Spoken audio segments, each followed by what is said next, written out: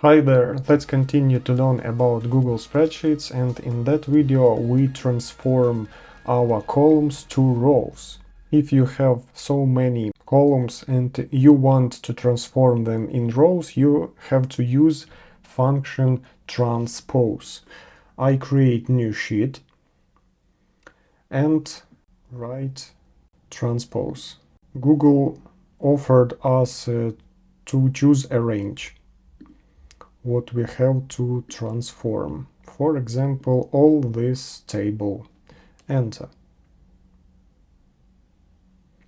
And all columns is transformed to rows. It's so easy, but it's so difficult if you do it manually. And now you know that it function works in Google Sheets and it's very convenient to using.